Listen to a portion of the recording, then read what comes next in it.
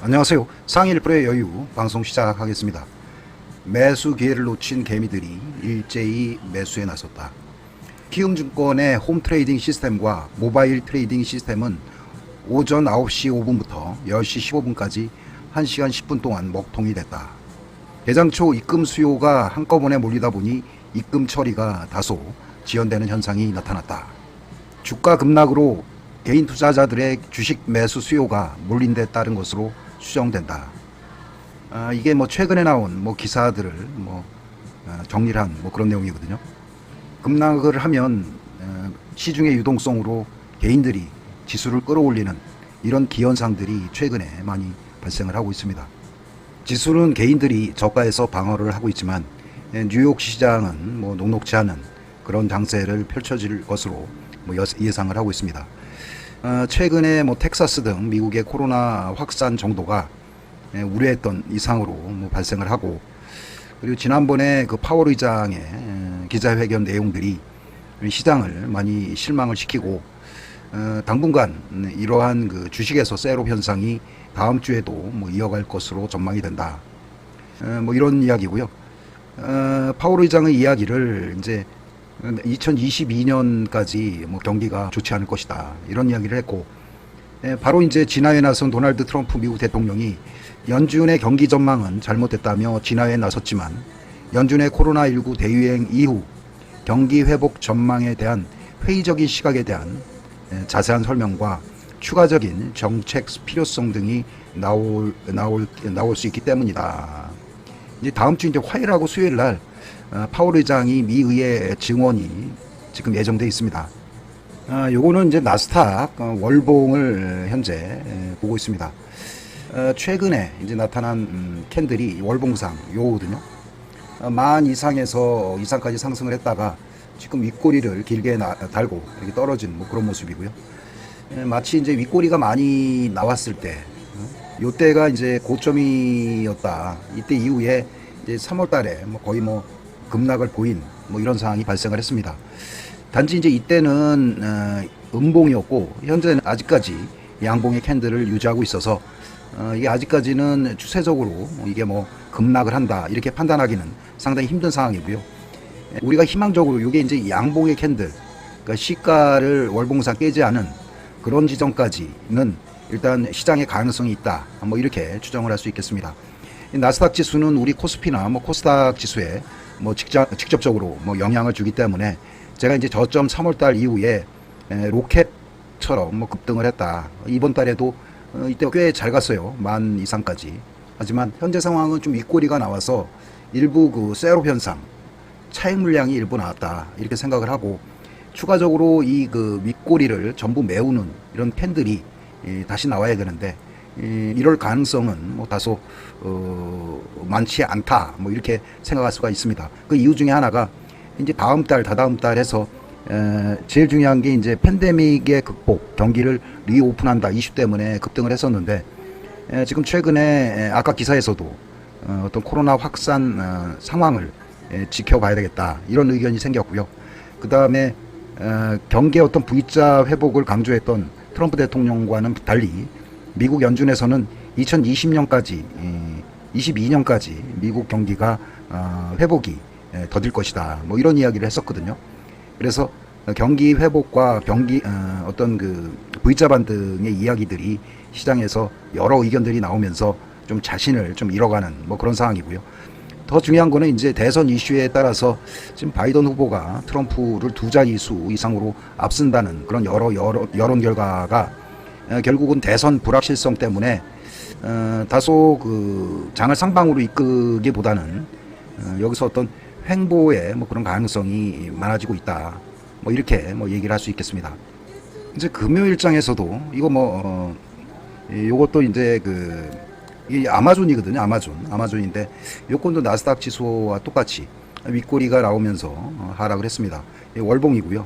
이 나스닥과 똑같은 차트를 보이고, 현재 그 위에서 일부 차익 매물이 나왔다. 그래서 다소 지난번에 이런 식의 윗꼬리 나왔을 때 요런 식의 하락이 할 수도 있다, 이렇게 생각을 하는데, 아직은 지금 양봉의 상황을 유지를 하고 있기 때문에 이게 위에서 이렇게 추가적으로 횡보를 할지, 그거는 아까 나스닥 지수처럼 뭐 확인을 좀 해봐야 되겠다. 뭐 이런 의견이고요.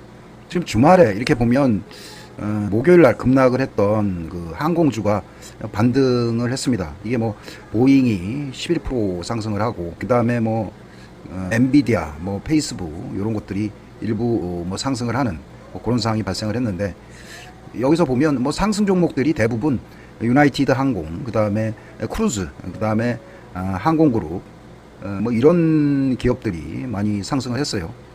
그래서 그러니까 이거는 그 전통 국영제 쪽, 특히 항공 분야에 이제 급등과 급락 그리고 데드캣 바운드 정도가 나오지 않았나 뭐 이렇게 생각을 하고요.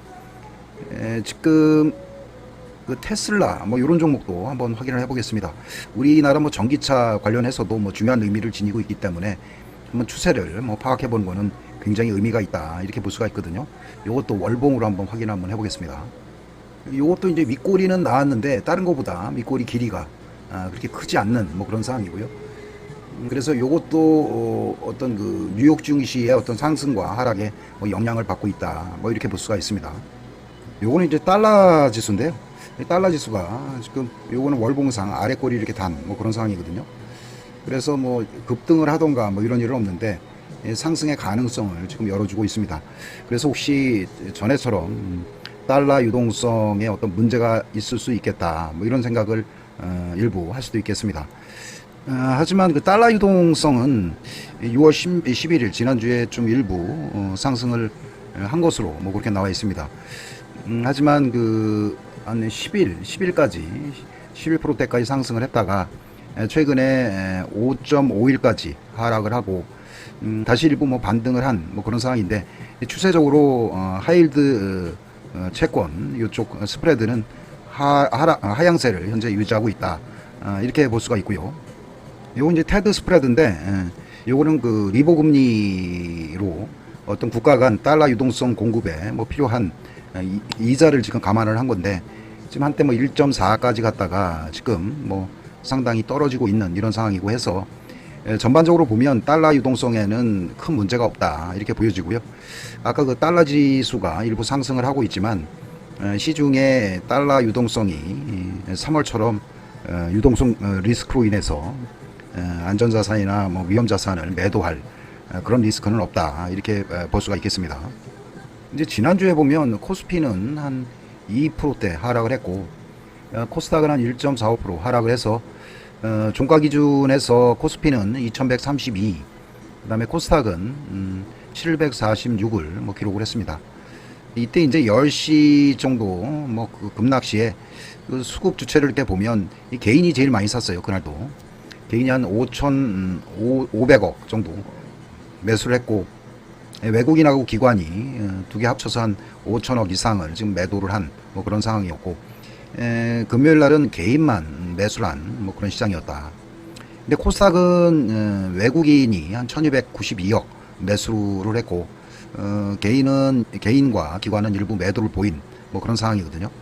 그래서 수급으로 전체로 이렇게 보면 외국인이 코스닥을 산 종목 위주로 매수를 했다고 하면 그때 뭐 상승을 시현할 수 있지 않았나 뭐 이렇게 생각을 일부 할 수가 있고요. 지금 코스피 차트를 한번 보도록 하겠습니다. 이건 코스피 차트인데 여기서 보면 일단 그 하락의 어떤 지지대 일단 들어온 것으로 이렇게 보여지고요. 하단이 한 2050 정도 되거든요. 그래서 이 하단을 뭐 지지할 수 있을 것이다 이런 생각을 해보거든요. 이게 이제 기관하고 외국인하고 팔아도 개인들이 저가로 계속 매수에 참여를 하기 때문에 지수는 그 뉴욕 증시와 차별화를 볼 수 있다 뭐 이런 생각을 해보고 지난번처럼 달러 유동성 때문에 외국인의 매도 그 다음에 지수 급락의 어떤 현상은 일단 발생하지 않을 것으로 그렇게 보여집니다. 지난번 하락 시와는 좀 다를 수 있다 뭐 이런 생각을 할 수가 있고요. 코스닥은 뭐 하단부에 좀 지지대가 있긴 있는데 하락 후에 이게 외국인 매수로 인해서 양봉 캔들이 나왔어요. 그래서 코스닥은 상당히 선전을 했다 뭐 이렇게 볼 수 있고요. 그래서 당분간 뭐 외국인의 매도세가 나올 수 있기 때문에 지수의 어떤 조정은 뭐 추가적으로 겪을 수 있으나 그 조정의 폭은 개인의 어떤 매수세로 인해서 저가 매수세로 인해서 지지될 것이다 이렇게 볼 수가 있고요. 이 시장에서 저가 매수세가 뭐 지속적으로 들어온다. 뭐 이렇게 뭐 생각할 수 있겠습니다. 그래서 지난주 뭐 여러 종목이나 뭐그 상승 섹터에 대해서 한번 이야기를 해보도록 하겠습니다. 지난주도 뭐 언택 관련 종목들이 많이 뭐 상승을 했습니다. 그래서 이렇게 보면 뭐 화폐, 금융, 자동화기기, 그 다음에 뭐 바이오 시밀러, 뭐 제약, 그 다음에 전자결제, 전자화폐, 인터넷 대표주는 카카오, 네이버 뭐 이런 종목이고요. 전자파, 뭐 코로나 바이러스 요 관련 종목들, 코로나 바이러스로 인해서 언택 종목들이 많이 상승을 했는데 일시적으로 이쪽에 뭐 자금들이 많이 몰렸다 이렇게 볼 수 있고요. 특히 외국인들은 이런 언택 종목을 공격적으로 매수를 했다. 그 종목은 지난번처럼 뭐 카카오나 뭐 네이버, 그 다음에 그 뭐 전자결제 관련 NHN 사이버 결제라든가 뭐 이런 종목들, 그 다음에 뭐 바이오 제약 관련해서 그 코로나 치료제와 관련해서 그런 종목들을 많이 매수를 했습니다. 이제 뭐 그 6월 말 이렇게 되면 삼성전자가 7월 초에 뭐 실적을 발표를 하는 등 이제 2분기 실적이 뭐 가시화되면서 종목 간에 여러 그 양과 음이 일단 교차하는 뭐 그런 시기가 도달할 수 있거든요. 지금 외국인들은 셀트리온 제약을 뭐 가장 많이 매수를 했습니다. 그리고 또 펄어비스, 이거 이제 게임 종목인데 나름 실적이 팬데믹 가운데서도 상당히 선방을 했다. 뭐 이런 거고, NHN 한국 사이버 결제도 언택 관련 종목이죠. 어떤 방콕 그 결제가 많이 활성화될 것이다. 뭐 이렇게 이야기를 했고, 그다음에 알테오젠이 뭐 고공 행진을 벌이고 있습니다. 연일 뭐 급등을 하는 등 하고 있습니다. 그래서 제약 쪽에 외국인들이 뭐 관심이 많이 있는 걸로 그렇게 보여질 수가 있고요. 그다음에 건강식품 관련 마비엔 이런 종목, 그 다음에 일부 이제 그 9월 달에 삼성전자랑 뭐 애플도 폴더블 폰 관련해서 매수가 그 생산할까 이런 이슈 때문에 일부 그 폴더블 폰 관련 뭐 OLED나 뭐 지문인식 관련 종목들이 상승 매수 상위에 지금 들어선 뭐 그런 상황이고요. 이 기관도 내내 뭐 외국인의 수급에 뭐 따라가는 뭐 그런 상황을 현재 보이고 있습니다. 특히 이제 뭐 셀트리온이 연일 뭐 급등을 보이는 등 셀트리온 3인방 중에 코스닥에 속해 있는 지금 셀트리온 제약을 뭐 많이 매수를 한 걸로 그렇게 나와 있거든요. 그래서 셀트리온 제약에 대해서 한번 알아보고요. 기타 종목은 뭐 슈프리마나 뭐 이녹스 첨단 소재 뭐 이런 종목들은 그냥 장중에 뭐 관심을 가지고 대응을 하시기 바랍니다. 한번 셀트리온 제약을 한번 보도록 하겠습니다. 요게 이제 셀트리온 3인방이거든요. 셀트리온, 그 다음에 셀트리온 제약, 그 다음에 셀트리온 헬스케어 해서 이게 이제 뭐 4월 9일, 그 다음에 5월 4일부터 상승을 시작을 해서 제일 먼저 상승한 게 이제 셀트리온 제약이에요. 하지만 최근에 뭐 급등한 이후에 너무 많이 상승을 했다 해서 일단 그 다음에 셀트리온이 지난주에 셀트리온 제약이 뭐 조정을 많이 겪고 그러던 사이에 셀트리온이 뭐 강하게 상승을 해서 지금 거의 뭐 30만원대 지금 육박을 하고 있고, 하단부에 지금 셀트리온 헬스케어만 지금 상승을 안 하고 있습니다. 이제 뭐 팬데믹 코로나 뭐 치료제와 관련해서 성장성과 그리고 향후에 유럽이라든가 그다음에 미국에서 램시마의 어떤 그 시장 점유율이 갈수록 확대되면서 보이는 실적이 제약바이오 중에는 제일 뭐 확실한 종목이라고 생각을 하고요. 그 다음 주에는 아마 그 외국인들이 코스닥 중에 셀트리온 제약을 많이 매수를 했거든요. 그래서 조종한 이후에 이렇게 뭐 상승할 수 있지 않나 뭐 이렇게 생각을 하고, 일부 그 셀트리온은 30만원대에서 일부 라운드 피겨 가격 전에 일부 뭐 조종을 할 수 있다 뭐 이렇게 뭐 생각을 할 수 있겠습니다. 셀트리온 제약은 금요일날 외국인들이 한 15만 주 정도 매수를 했고, 그 다음에 저도 지금 한 7,240주 정도 연기금은 뭐 지속적으로 매수를 하고 있다고 생각하시면 되겠습니다. 최근 1개월 동안에 이 상승세를 이끈 거는 뭐 외국인이 뭐 거의 뭐 145만 주를 매수를 했고, 기관 중에는 투신과 연기금이 좀 매수를 한 걸로 뭐 그렇게 되어 있습니다. 연기금이 이번 달에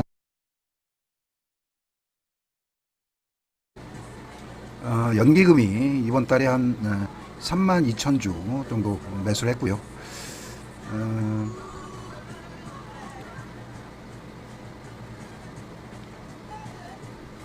외국인이 하여간 지난주 금요일 날 15만 주 정도 매수를 한 뭐 그런 상황이고요.